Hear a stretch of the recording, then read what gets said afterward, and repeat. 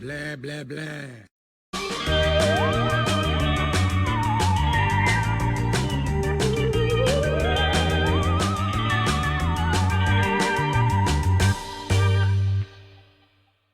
Welcome back, you grotesque, grim-grinning ghoulies, to Shelf-O-Ween. When last we left off, we took a look at Skybound's Dracula from 2023. A fantastic companion piece to the original 31 Dracula film. A book chock full of disturbed artwork that explores in more detail the events of the movie. Up next, Skybound decided to jump from the first monster to the last monster, with The Creature from the Black Lagoon Lives. This 4-issue run released between April and July of 2024. The Creature from the Black Lagoon Lives takes place in the 1980s and acts as a direct sequel to the first movie. The story follows a reporter named Kate Marston who's on the trail of a deranged serial killer, Darwin Collier, in the Peruvian rainforest. Bodies have been piling up, all showing signs of being forcefully drowned. The black sediment leading them to the Black Lagoon. Little does she know that Collier isn't the only danger lurking in the muck. The story this time around is its own contained tale, rather than last time where the story was a sort of partner plot to the movie it was based on. Which is great considering what the next books are going to be. You'll see when we get to them. One thing I'm not a huge fan of personally is the artwork. The artwork for this series was done by Matthew Roberts, who does a lot of the artwork for Creepshow, which I love.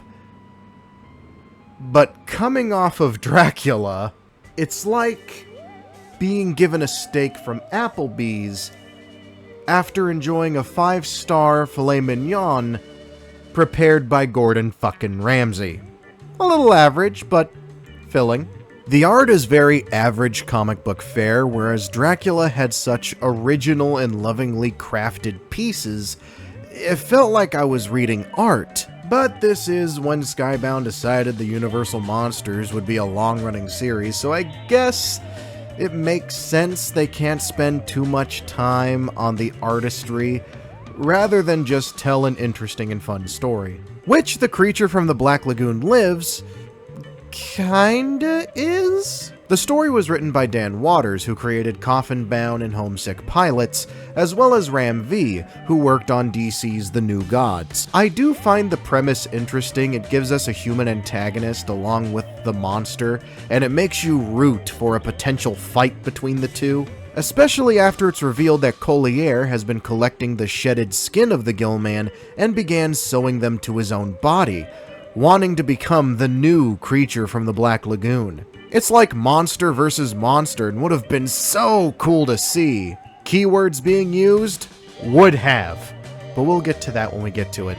The reason Kate wants to bring down Collier so badly is because a couple years before, Collier almost killed her via drowning, an event that traumatized her, causing her to relive the event every time she falls asleep. Drowning is Collier's MO. He sees it as returning people back to where mankind belonged, in the water, which is why he idolizes the Gill-Man and why he mutilated himself to become it. He sees mankind as an evolutionary failure, and that we should have evolved to stay in the water rather than climbing on land. There's also a returning character from the first movie, believe it or not. Dr. Edwin Thompson, played by the late B-movie star Whit Bissell. My ass almost said White Gristle. Edwin hasn't forgiven the creature for disfiguring his face. He's also the reason I know when this book takes place, because it does not have a date listed anywhere. There's a moment where Edwin has the Gill-Man in his crosshairs and exclaims how he's been searching for it for 3 decades. So if I were to wager, I'd say this book takes place somewhere around 1984. Possibly. Oh, and there's drug traffickers too. Because why the fuck not? So, to recap, we have a journalist chasing a serial killer through the Peruvian rainforest with a scientist who seeks revenge against a fishman who said serial killer worships like a god, all the while avoiding Narcos militia, hell-bent on killing the same serial killer for murdering one of their men. Following along so far? Now let's dive into the negatives. Firstly, there seems to be one integral ingredient missing from this Creature from the Black Lagoon comic. the creature from the Black Lagoon. The Gill-Man, in the grand scheme of things, isn't that important to his own story. It's called The Creature from the Black Lagoon Lives, but that title mostly describes Collier becoming the quote-unquote new creature. The bodies that were found at the beginning of the comic, showing claw marks and lungs full of water, were Collier's victims. As a matter of fact, I think the creature kills maybe 2 people in the whole 4-issue run.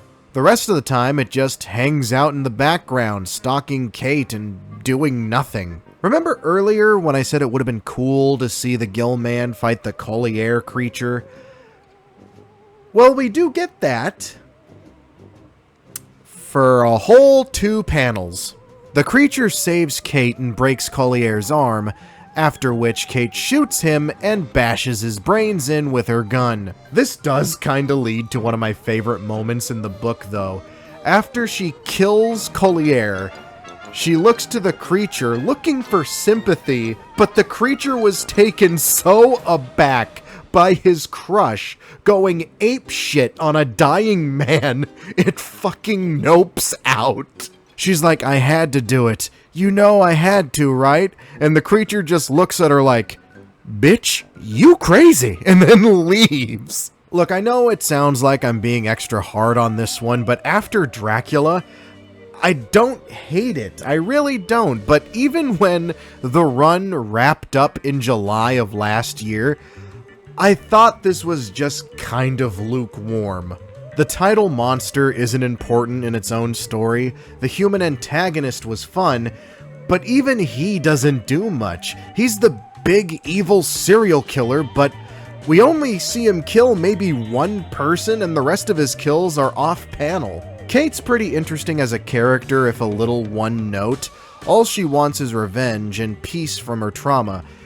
But they do go deep into her psychosis, with her talking about the different stages of drowning and some of the after effects you would feel after almost dying. In conclusion, I don't hate it. Again, I feel I need to preface this, but overall, it's just kind of underwhelming. Thank you for joining me for this installment of Shelf-O-Ween. Join me next week where we check out a series based on my favorite Universal monster.